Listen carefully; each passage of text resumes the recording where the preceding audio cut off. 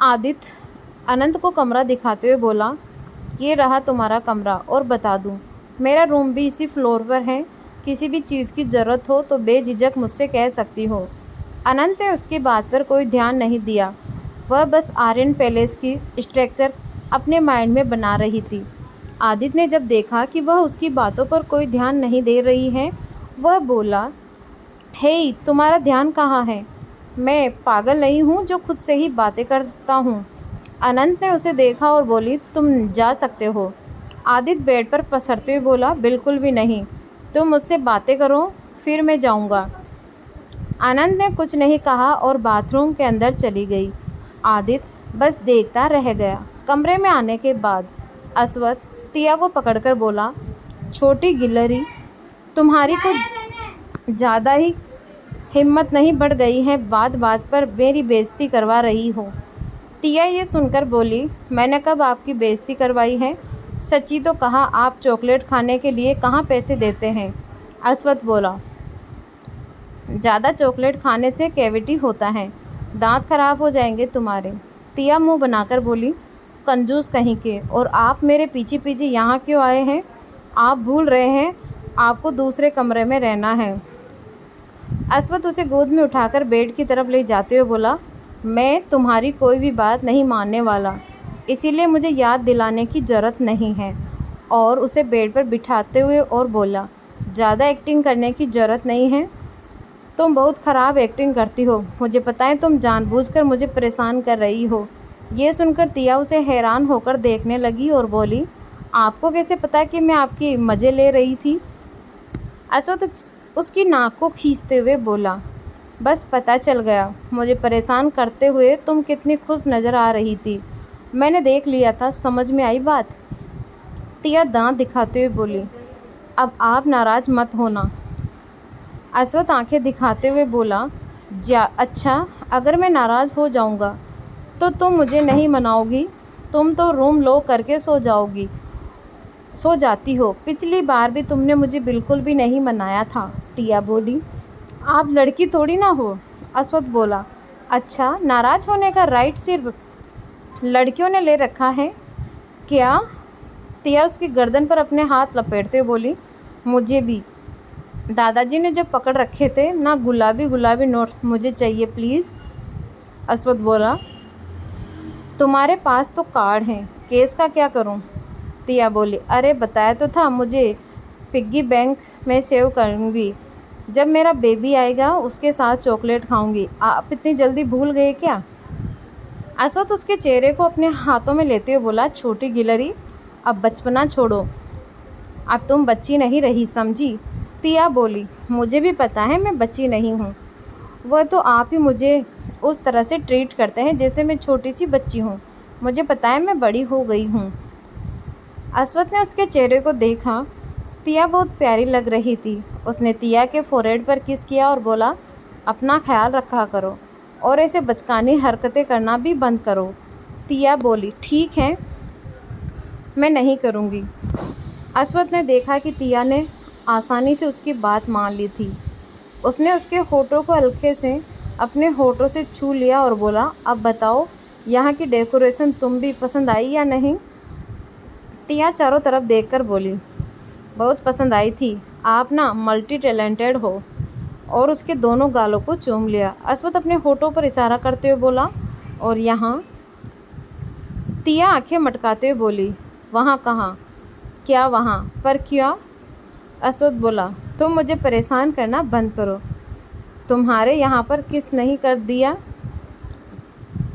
तिया बोली, पर मैंने आपके गालों पर किस किया, तो लिप्स पर करने का कोई फ़ायदा नहीं। किया था ना मैंने? अश्वथ बोला, तुम सच में मेरी बात नहीं मानती हो? तिया जल्दी से बोली, नहीं, मैं आपकी सारी बातें मानती हूँ। पता नहीं आपको क्यों लगता है कि मैं आपकी बातें नहीं मानती। और जल्दी से अपने होठों से उसके होठों को छू लिया और इधर उधर देखने लगी। उसके गाल लाल हो गए थे। अश्वथ ने उसे देखा और मुस्कुराया। तभी उसका फ़ोन बजने लगा। उसने कॉल रिसीव किया और बोला, हाँ, क्या पता चला? दूसरी तरफ से कुछ कहा गया। अश्वथ ने फ़ोन रखा और तिया के सिर को सहलाते हुए बोला, रात को मेरा वेट मत करना और डिनर करके सो जाना और कुछ भी उल्टा पुल्टा मत खाना। तिया ने हाँ में सिर हिला दिया। फिर अस्वथ चला गया। अस्वथ के जाने के बाद तिया ने अपने पॉकेट से चॉकलेट निकालकर खाने लगी और बोली, सर भी ना। अनंत सावर ले रही थी और वह अपनी सोच में गुम थी। वह बोली, इस बेवकूफ़ लड़के को कौन समझाए, अपने दुश्मन से कौन इश्क लड़ाता है भाई। सोचा था दोबारा अस्वथ आर्यन से मुलाकात नहीं होगी, पर उसका भाई मेरे पीछे ही पड़ गया है। ऊपर से वो पागल डेनी पीछे पड़ गया है। सोचा था कैसे भी करके अरितेक को बचा ही लेती, लेकिन इस नालायक आदित्य ने सब प्लानिंग पर अपनी बचकाने प्यार का पानी फैला दिया। उफ, ये लड़का।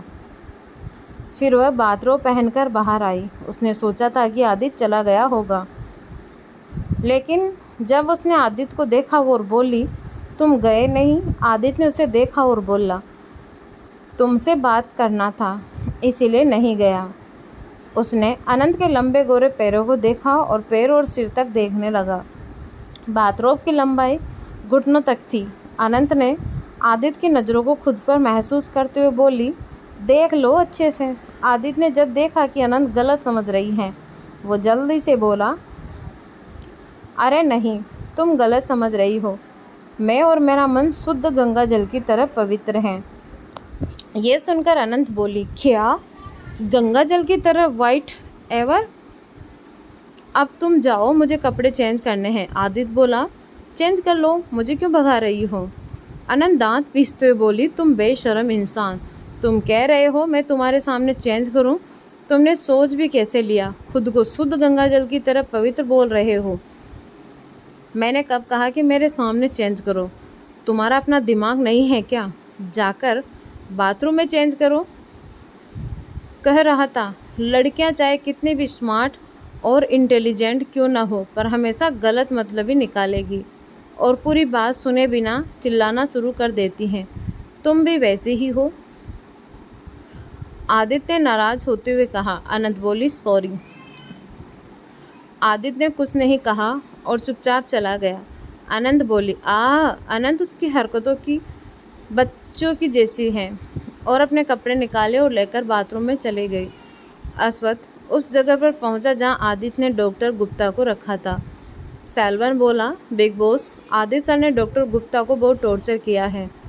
उन्हें डॉक्टर गुप्ता पर शक हो गया था, इसीलिए उन्होंने उठवा लिया। डॉक्टर गुप्ता ने बताया कि वह और मिसिस जैना भाई बहन हैं और उन्होंने मिसिस जैना के कहने पर यह सब किया है।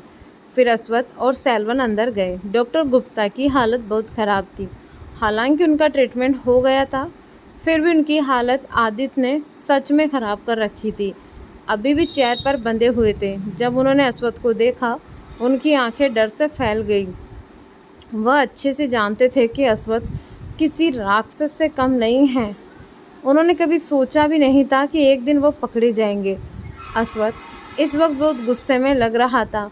वो अपनी कोल्ड वॉइस में बोला, मुझे ये सब करने का रीज़न बताओ। उसकी ऐसी कोल्ड आवाज़ सुनकर डॉक्टर गुप्ता अंदर तक कांप गए और बिना देरी किए बोले, जैना के कहने पर। अस्वथ उसके सामने चेयर पर अपने एक पैर के ऊपर दूसरा चढ़ाकर बैठते हुए बोला, मुझे भी पता है उस सो कोल्ड औरत के कहने पर ही किया है, पर रीज़न क्या है? ऐसे क्या रीज़न है कि वो औरत इस हद तक गिर गई? डॉक्टर गुप्ता बोला, मामला प्रॉपर्टी का है। यह सुनकर अस्वथ की आंखें छोटी हो गई। वो बोला, property? What do you mean? Doctor Gupta बोले, जैना ने बताया कि मिस्टर आर्यन ने अचानक से अपनी सारी प्रॉपर्टी तुम्हारे होने वाले बच्चे के नाम कर दिया है। मतलब उन्होंने ऐसी विल बनाई है जिसके मुताबिक जो भी तुम्हारा बच्चा होगा, सारी प्रॉपर्टी का मालिक वही होगा, और उन्होंने चरण्या और रेयान के नाम एक फूटी गोडी भी नहीं की है। इस चीज़ को लेकर जैना और मिस्टर आर्यन के बीच झगड़ा भी बहुत बड़ा हुआ था। एक दिन जैना ने मुझसे मिलने आई। उस वक्त तुम बहुत क्रिटिकल हालत में थे और कोमा में थे। तुम्हारी हालत देखकर उसके दिमाग में यह आइडिया आया। उसने तो मुझे तुम्हारे बाप बनने की क्षमता को ही ख़त्म करने के लिए कहा था, पर मैंने ऐसा नहीं किया, क्योंकि मैं अच्छे से जानता था कि जब यह बात कभी ना कभी अगर तुम्हें पता चलेगी तो तुम मुझे दुनिया के किसी भी कोने से खोजकर जिंदा दफन कर दोगे। इसीलिए मैंने अपना फ़ायदा देखते हुए उससे कह दिया कि मैंने उसका काम कर दिया, लेकिन मैंने ऐसा कुछ नहीं किया था। बस मैंने तुम्हें झूठी रिपोर्ट दिखाई और तुमसे झूठ कहा कि तुम कभी भी बाप नहीं बन सकते। वो मेरी छोटी बहन है, मैंने उसकी खुशी के लिए सब किया, क्योंकि मेरे हिसाब से भी मिस्टर आर्यन ने उसके साथ गलत किया। अपनी सारी प्रॉपर्टी तुम्हारे बच्चे के नाम कर कर। आखिर चरण्या और रेयान भी तो उनके ही बच्चे हैं। अश्वथ ने अपनी गर्दन टेढ़ी कर ली और मुस्कुरा दिया। उसकी मुस्कुराहट देखकर डॉक्टर गुप्ता के रोंगटे खड़े हो गए। अश्वथ की मुस्कान उन्हें जहर लग रही थी। अश्वथ बोला, सच कहूँ तो मुझे बिल्कुल भी पसंद नहीं कि कोई मुझे तारुस आर्यन का बेटा कहे, because I hate him, I really hate him. उनके वजूद से ही मुझे नफ़रत है और बदकिस्मती से वो मेरे पिता हैं, मेरी मॉम के कातिल, मेरी उज्जवल आंटी के कातिल, बड़े पापा और बड़ी माँ के कातिल। और इसमें आपकी प्यारी छोटी बहन का भी बहुत बड़ा योगदान है। मेरे ख्याल से आपको नहीं लगता आपकी बहन को पता होना चाहिए कि किसी और के बच्चे को मेरे सो कॉल्ड बाप का बच्चा कहकर उन्हें अपने झांसे में लेना गलत है। जब ये डॉक्टर गुप्ता ने ये सुना तो वो जल्दी ही बोले, तुम कहना क्या चाहते हो? अश्वथ बोला, यही कि चरण्या मिस्टर आर्यन की औलाद नहीं है, वह पता नहीं किसकी बेटी है। हाँ, पर रेयान मिस्टर आर्यन का ही बेटा है। वैसे में एक बात तो मुझे पता चल गई है कि आप भी अपनी बहन के घटिया प्लान में शुरू से ही शामिल थे ना। और मिस्टर आर्यन, वह तो सबसे बड़े अव्वल दर्जे के बेवकूफ़ हैं और मुझे तो उनकी प्रॉपर्टी क्या, एक फुटी कौड़ी भी नहीं चाहिए। मैंने अपनी ज़िंदगी में इतनी दौलत कमाई है कि उनकी दौलत मेरी दौलत के आगे कुछ भी नहीं है, और मैं चाहूँगा भी नहीं कि मेरा बच्चा उसकी दौलत से एक पैसा भी ले। मुझे समझ नहीं आता कि तुम्हारी बहन की प्रॉब्लम क्या है। मतलब नहा धोकर पीछे पड़ गई है हमारे। मैंने अपनी ज़िंदगी में इतनी गिरी हुई और लालची औरत नहीं देखी है जो खुद को भी बेचने को तैयार हो जाए। मैंने तो सुना था कि औरतें खुद को अपनी मजबूती में बेचने को तैयार होती हैं, पर यह कभी नहीं सुना था कि कुछ औरतें पैसों और ऐशो आराम की इतनी लालची होती हैं कि खुद को भी बेचने के से पीछे नहीं हटती। डॉक्टर गुप्ता अच्छे से जानते थे और समझ रहे थे कि अश्वथ का इशारा किसकी तरफ था। वैसे तो अश्वथ को खुद भी अच्छा नहीं लग रहा था ये सब कहते हुए, क्योंकि वो औरतों की रिस्पेक्ट करता था, पर उन औरतों की तो बिल्कुल भी नहीं जो जानबूझकर पैसों के लिए दूसरों का घर उजाड़ती हो या फिर खुद को बेचने को भी तैयार हो जाती हो। वो अपने पिता से बेहद नफरत करता था, क्योंकि मिस्टर आर्यन ने सब खत्म कर दिया था, सबको तकलीफ़ दी थी, उनके कर्मों की सज़ा उन्होंने भुगतना था। डॉक्टर गुप्ता को यकीन नहीं हो रहा था, पर उन्हें पता था कि अश्वथ कभी झूठ नहीं कहता। अश्वथ गुस्से में बोला, तुम्हारी बहन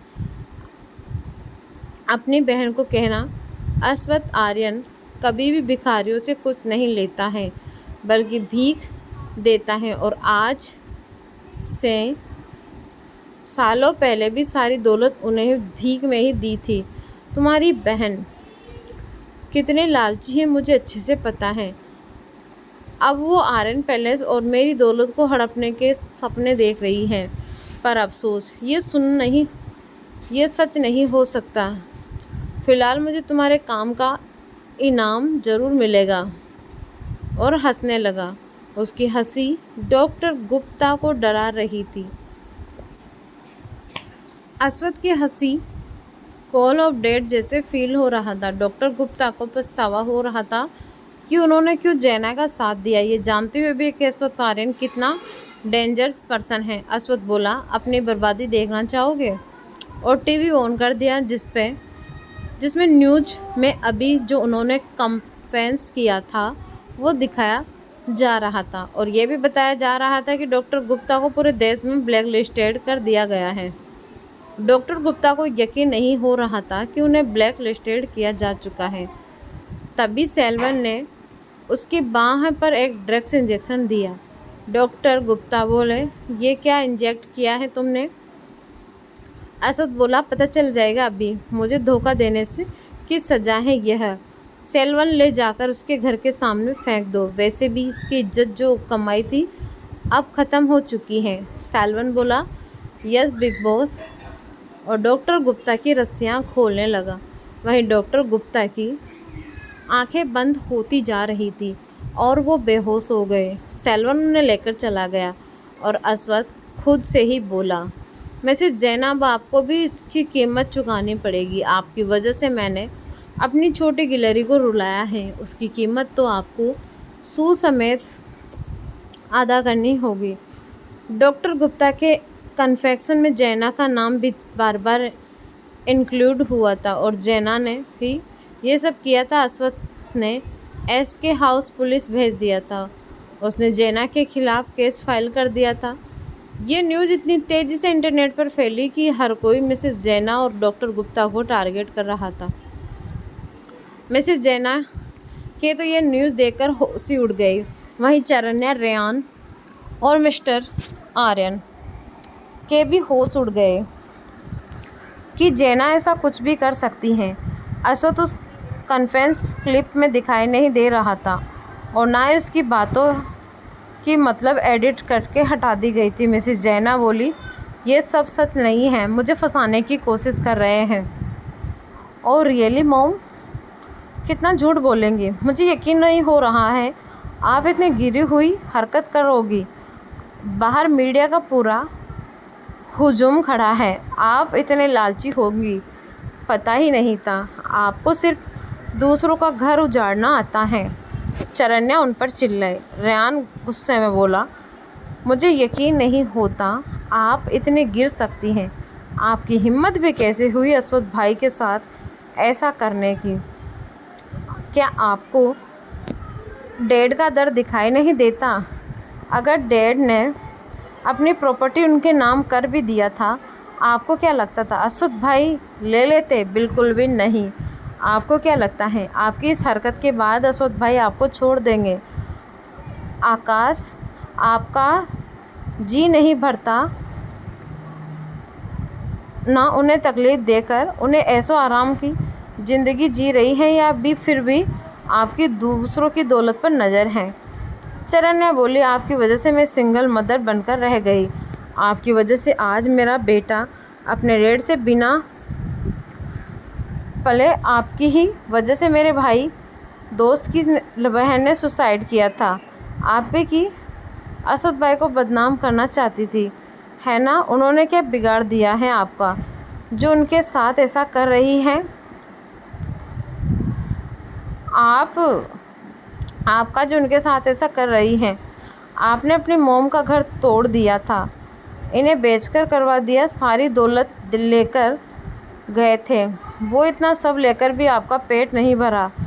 वह तो हमारी पर्सनल लाइफ में कभी इंटरफेयर नहीं करते हैं ना ही कभी किसी तरह से हमें हर्ट किया है। आप ही हैं जो बेवजह पीछे पड़ी हुई हो। रेयान बोला, आपको उनसे क्या प्रॉब्लम है? यहाँ क्या हमारी फैमिली एक हो जाए, हमें वो एक्सेप्ट कर ले, ये कोशिश कर रहे हैं। एक हैप्पी फैमिली बनकर रहना चाहते हैं और आप किसी डेली से आपकी तरह कैंप वैम बनकर सब खराब कर रही हैं। पहले वो कम से कम हमसे बात तो कर रहे थे, पर अब वह हमें देखना भी नहीं चाहते। सब आपकी इस हरकत की वजह से। वो आप हमारे वजूद से भी नफ़रत करते हैं। जैना उनकी बातें सुनकर गुस्से में आकर चिल्लाते हुए बोली, हाँ, मैंने जब किया तुम दोनों के लिए किया, अपने लिए किया। मुझे शुरू से ऐसो आराम की ज़रूरत थी और चाहिए था, इसीलिए मैंने तारुस से को अपने झांसे में लिया। कॉलेज टाइम से ही तारुस से प्यार करता था, पर उस वक्त मैं कॉलेज के ही एक अमीर लड़के के साथ थी, इसीलिए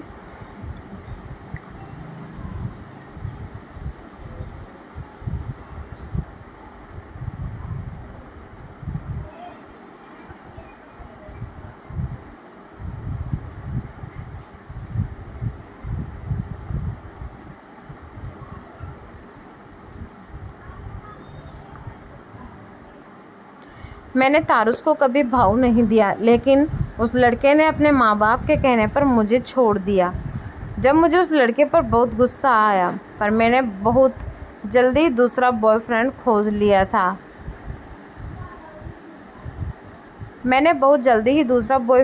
लिया था। तारुस की तब तक शादी हो गई थी और बच्चे भी थे। उस लड़के ने भी मुझे छोड़ दिया और अचानक मेरी मुलाकात तारुस से हो गई। मुझे नहीं भूला था और इसी का मैंने फ़ायदा उठाया। मिस्टर आर्यन सोफे पर बैठकर सिर झुकाकर सब सुन रहे थे। जैना बोली, मैं प्रेग्नेंट थी। मैंने बहुत सोच समझकर प्लानिंग की और तारुस को इन सब में फंसा लिया और उसे यकीन दिलाया कि मैं उसके ही बच्चे की माँ बनने वाली हूँ। पर मैं ही जानती थी कि चरण्या किसकी बेटी है। जब रयान ने यह सब सुना तो वो हैरान रह गया। चरण्या बोली, मैंने पूरी तरह से तारुस का ब्रेन वॉश कर दिया था, ओमजा को गलत साबित कर दिया था। वो उसके और हमारे बीच आ गए हैं, पर उस उज्ज्वल ने हमें दो को देख लिया था और उसने सबको बता दिया। मैंने उसका भी इंतज़ाम कर दिया था। तारुस ने जो पहले से ही मेरे कंट्रोल में था, उसकी सारी फसाद की जड़ उज्ज्वल को भी माना। उसके सिर पर मेरे प्यार का भूत सवार था कि वह किसी की बात नहीं सुन रहा था, सबको अपना दुश्मन समझने लगा था। उसने खुद अपने घर वालों को बेघर कर दिया और उज्ज्वल से भी बदला लिया, उसकी भी ज़िंदगी बर्बाद कर दी और बाद में मैंने उज्ज्वल को जान से भी मार दिया। तभी यही कन्वेंस न्यूज़ में दिखाई जाने लगा, क्योंकि अश्वथ ने एसके हाउस के सारे कैमरों को हैक कर लिया था और उसका सीधा लाइव टेलीकास्ट कर दिया था। और तभी पुलिस भी पहुंच गई। इंस्पेक्टर साहब बोले, काफ़ी अच्छी प्लानिंग कर लेती हैं आप। अगर बाकी की प्लानिंग आप जेल में बैठकर करिएगा, किसी डेली सोप सीरीज़ की कैंप्स में इतनी प्लानिंग नहीं करती होंगी जितना आपने किए। मतलब उज्ज्वल आनंद का भी कत्ल करके बची हुई हैं। जैना ने जब आवाज़ की तरफ देखा तो इतने सारे पुलिस वालों को देखकर उसके होश उड़ गए और वह उसे टीवी की तरफ देखकर उसे कुछ समझ नहीं आ रहा था कि वह यहाँ पर जो कर रही है वह न्यूज़ में कैसे दिखाया जा रहा है। वैसे तो जैसे सदमा ही लग गया था। एक जगह पर पत्थर की तरह खड़ी होकर वह लेडी कांस्टेबल आई और उसके हाथ में हथकड़ी लगाते हुए बोली, इंस्पेक्टर साहब बोले, मिस्टर आर्यन, अश्वथ आर्यन ने आपके खिलाफ केस फाइल किया है और आपने तो एक मर्डर का करने का भी कन्फेस नहीं किया है। यह तो हो गया, अब आपकी बाकी की ज़िंदगी कनेक्शन है तो लाइफ में हो गया। अब आपकी बाकी की कनेक्शन जेल में करना। हम आपके मुंह से आपको जितनी बार लोगों को भी मारा गया था, फिर उनके साथ कुछ गलत किया होगा, उगलवा ही लेंगे। यकीन माने मिस्टर अश्वथ आर्यन ने आपके लिए जेल में स्पेशल अरेंजमेंट करवाया है। आप हर दिन हर मिनट में उस पल को कोसने लगी जब आपने आर्यन फैमिली में कदम रखा था। उस वक्त को कोसोगी जब आपने अश्वथ आर्यन को नुकसान पहुंचाने की कोशिश की थी। जेल में आपका खर्च अच्छे से ख्याल रखा जाएगा। हमें इसके लिए स्पेशली अश्वथ आर्यन से इंस्ट्रक्शन दिया है। सबको समझ आ गया था कि इंस्पेक्टर साहब के कहने का मतलब क्या था। इसका यही मतलब था कि अश्वथ जैना की ज़िंदगी नरक से भी ज़्यादा बदतर करने के लिए वाला है और कोई भी उनके खिलाफ जाने की हिम्मत नहीं करने वाला था। जैना ने जब यह सुना वह तो डर के मारे कांपने लगी।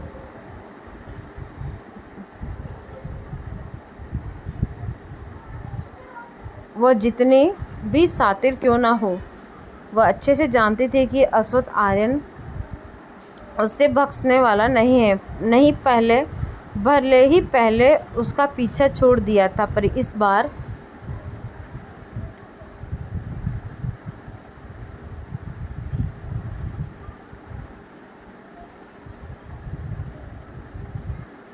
छोड़ेगा नहीं। आखिर इतने सालों तक उसने ज़िंदगी भी बुरे कर्म किए हैं, उसका फल उसे सूद समेत मिल गया था। उसने भी नहीं सोचा था कि अचानक से उसकी सच्चाई पूरी दुनिया के सामने पता चल जाएगी। उसने पहले भी कई बार अश्वथ और आदित्य को मरवाने की कोशिश की थी और अश्वथ ने जानते हुए भी कोई एक्शन नहीं लिया था। जेना अपने आप को कुछ ज़्यादा ही चालाक समझती थी कि अश्वथ को पता ही नहीं चले वो हमला कैसे कर रही है। उसे क्या पता था कि अश्वथ मौके की तलाश में है। उसे इस तरह देख झटका देना पुलिस जेना ने पकड़ रखा था। अश्वथ ने जितनी बार भी जेना उन्हें नुकसान पहुंचाने की कोशिश की, उनके सबूत पुलिस को दे दिए और ऊपर से जेना ने खुद कबूल किया था कि उसने उज्जवल आनंद का मर्डर किया है और एक्सीडेंट साबित करवा दिया था। हर न्यूज़ की वजह से एस के कमरे के शेयर्स गिरते जा रहे थे और मिस्टर आर्यन तो इस वक्त इस हालात में भी नहीं थे कि वह इन सब को हैंडल कर सकते हैं। उन्हें गहरा सदमा लगा और यहाँ पहले विक्रम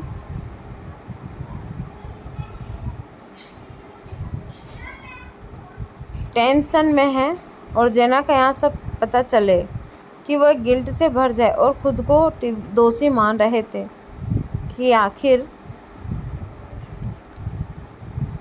सारी फसाद की जड़ तो उन्होंने इस चीज़ का इंतज़ार कर रही होंगी।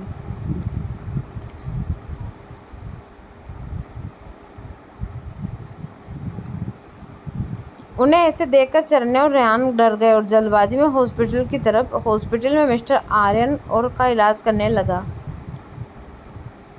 वहीं जेना जेल में आधे घंटे में ही पागल हो गई थी और पागलों की तरह चिल्लाना शुरू कर दिया। उसे अश्वथ के कहने पर टॉर्चर किया जा रहा था। वो पागलों की तरह पुलिस वालों को पर चिल्लाए जा रही थी, उन्हें धमकी दे रही थी कि वह मिसेस जेना आर्यन है, ये उन्हें छोड़ेगी नहीं। एक लेडी कांस्टेबल का दिमाग खराब हो गया। उसने उसके बाल पकड़कर खींचते हुए बोली, बहुत हो गया मैडम, इतनी अकड़ तो जेल में आने के बाद कोई नहीं दिखाता जितना तुम दिखा रही हो। जानते भी हो किसका मर्डर किया है तुमने? उज्जवल आनंद, जिसे लोग समझते थे कि वह अचानक गायब हो गई है। तुझे क्या लगता है तू यहाँ से बाहर निकल पाएंगी? अभी तो तू यहाँ से बाहर नहीं जाएगी, सीधे यमराज के पास जाएगी, क्योंकि तेरे खिलाफ ऐसे ऐसे सबूत हैं कि हो ही नहीं सकता कि बचने का कोई चांस हो।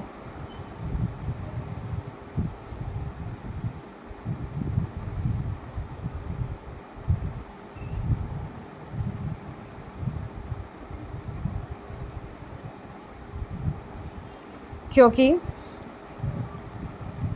अभी तो यहाँ से बाहर नहीं जाएगी, सीधे यमराज के पास जाएगी, क्योंकि तेरे खिलाफ ऐसे ऐसे सबूत मिले हैं ना कि तुझे फांसी होने के बाद कोई नहीं बचा सकता।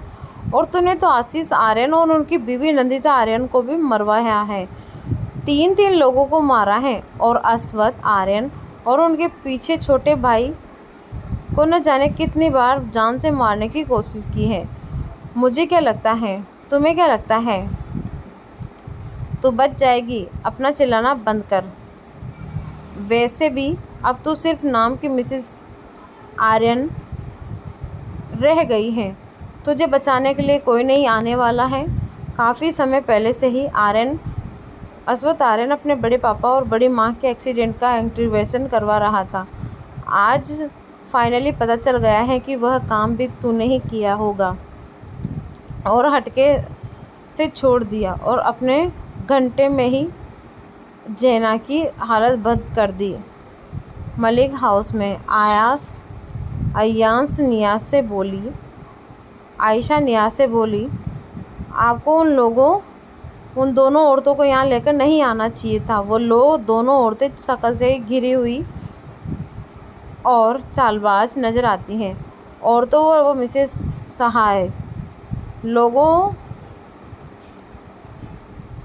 सहाय के बारे में सब लोगों को पता है। जब आपके साथ इन लोगों ने इतने सालों तक जानवरों से भी ज़्यादा बुरा बिहेव किया फिर भी आप दोनों को लेकर आ गई। बॉस को यह बिल्कुल भी पसंद नहीं है। आप उनका गुस्सा नहीं जानती हैं। आपको नहीं लगता है कि आपने यह करके अपनी और बॉस के बीच खुद की दूरियां बनाना शुरू कर दिया है। मैंने देखा है वो दोनों औरतें घर को ललचाई नज़रों से देख रही थी। निया जो किचन में सब्जी काट रही थी, वो एक गहरी सोच के साथ बोली, जानती हूँ मैं, तुम बिना चिंता मत करो। वो दोनों अपने आप को क्या ज़्यादा चालाक समझती हैं। मुझे उनसे बदला लेने का भी कभी मौका नहीं मिल रहा।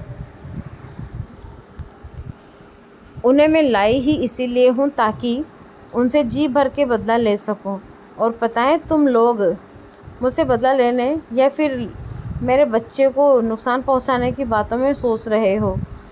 आयशा ने यह सुना तो वह हैरान होकर देखते हुए बोली, आप कहना क्या चाहती हैं? आपने बॉस को नाराज़ कर दिया। यहाँ पर हम सब की टेंशन जारी, हालत ख़राब हो रही है। आप एकदम मस्त चिल हाउस कर रही हैं। सच बताऊं तो मैंने भी सोच लिया था कि आप बेवकूफ़ हैं। पर बीच में ही निया बोली, पर क्या? आयशा मुस्कुराते बोली, आप तो रॉकिंग निकली, यू नो व्हाट। मुझे ना एडवेंचर करने का बहुत शौक़ है। प्लीज़ मुझे भी अपने प्लान में शामिल कर लीजिए। वैसे भी ना मुझे वो दोनों औरतें बिल्कुल भी नहीं पसंद हैं। मैं भी अपना पाँव हाथ साफ करना चाहती हूँ। और दोनों हाथों को झटके से झटकती हैं। तभी जाकर मिसेस सहाय और चार्वी को धोबी विचार देकर जाएगी। निया भी बोली, नहीं, वैसे भी मुझे अकेले ये सब नहीं कर पाऊँगी। वैसे भी तुम बहुत ख़तरनाक हो।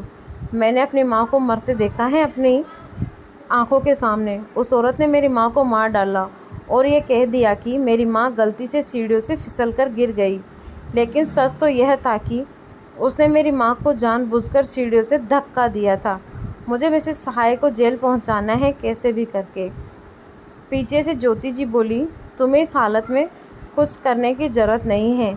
जो भी करना है मैं हैंडल कर लूँगी। ऐसे लोगों को हैंडल करती आई हूँ। निया और आयशा के ने पीछे मुड़कर देखा। ज्योति जी हाथ बांधे खड़ी थी। ज्योति जी बोली, मुझे अच्छे से पता है तुमने बहुत कुछ सहा है। नहीं चाहती कि तुम इस हालत में ऐसा कुछ करो। तुम्हें अपनी प्रेगनेंसी एंजॉय करनी चाहिए, ना कि यह सब याद करना चाहिए। उन दोनों माँ बेटी को मुझ पर छोड़ दो। वैसे भी मैं क्रिमिनल लॉयर रह चुकी हूँ। उस औरतों को जेल पहुँचाने का काम मेरा है। और जहाँ तक बात मिस्टर सहाय की है, उनके ऑपरेशन के लिए उन्हें यूएस पहुँचा दिया जा चुका है। यहाँ से इंडियन मेडिकल टीम भी वहाँ पहुँच गई है और फॉरेन डॉक्टर भी वहाँ मौजूद होंगी। मैंने सारा अरेंजमेंट कर दिया है। बस तुम अपना और अपने बच्चे का ख्याल रखो। उन्हें सख्ती बरतते हुए कहा कि कुछ कहने वाली थी कि ज्योति जी बोली, नहीं, मैं नहीं चाहती कि तुम्हें कुछ भी हो। तुमने ही कहा था उस औरत ने तुम्हारी माँ को मार डाला। तुम्हें क्या लगता है कि वो औरत तुम्हें बख्श देगी? ऊपर से तुम प्रेग्नेंट हो, तो तुम दोनों माँ बेटी कुछ भी कर सकती हो। भले ही मैंने उन्हें आउट हाउस में रहने को भेज दिया है, फिर भी मैंने भी उन दोनों को एनालाइज़ किया है कि वह दोनों बहुत चालाक दिमाग की हैं। इतने सालों तक उन्होंने मिस्टर सहाय को बेवकूफ़ बनाया कर रखा है। उनके लिए तुम्हें मारना था कि तुम्हें बच्चों को नुकसान पहुंचाना है, वही बड़ी बात नहीं। इसीलिए मैंने डिसाइड किया कि तुम भी अब आर्यन पैलेस जाओगी। मैं कोई भी रिस्क नहीं ले सकता। ऊपर से मेरा मतलब है, मेरा नालायक बेटा तुमसे नाराज़ है। अब उसे थोड़ी ना पता है कि तुम उन दोनों माँ बेटी का बदला लेने के लिए प्लानिंग करने के उन्हें यहाँ लाई हो। मैंने सुन लेना, उसे मना लेना। और जाते हुए उसके हाथ से नाइफ़ ले लिया और बोली, आयशा, निया का सामान पैक कर दो, आयशा बोली। ओके मैडम, और फिर निया को लेकर चली गई। आयशा और निया दोनों सामान पैक कर रही थी। आयशा निया को छेड़ते हुए बोली, मैडम आपको पता है बॉस ना आपको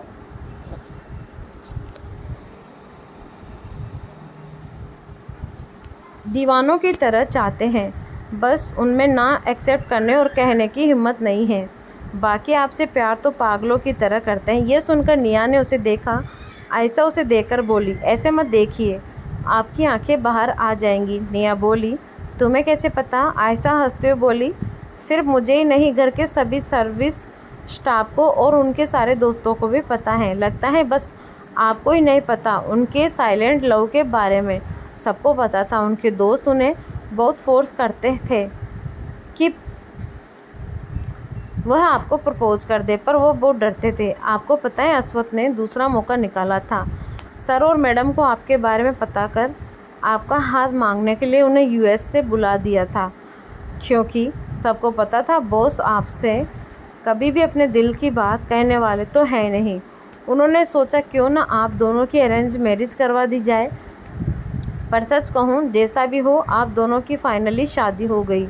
जिसकी हालत में मैं हुई, पर अच्छा हुआ। अगर आप दोनों प्रेग्नेंट नहीं हुई होती ना तो आपकी शादी पूरे रीति रिवाज के साथ होती। आदेश सर कितने उदास हो गए थे और अश्वथ सर की छोटी गिलहरी कितनी उदास हो गई थी। निया मुस्कुराते हुए बोली, पता है मुझे अश्वथ भाई मुझे बड़े होने के नाते सबका ख्याल रखते हैं, इस बात का ख्याल रखते हैं कि किसी भी को भी कोई प्रॉब्लम ना हो। वो सब के डैडी हैं और हम सब उनके बच्चे हैं। धन्यवाद दोस्तों, आज के लिए बस इतना ही। और आपकी डिमांड थी इस स्टोरी को मैं आगे बढ़ाऊं, क्योंकि आपको मैंने बताया था मेरी प्रेगनेंसी का लास्ट चल रहा है, तो मुझे भी थोड़ी दिक्कत होती है। धन्यवाद।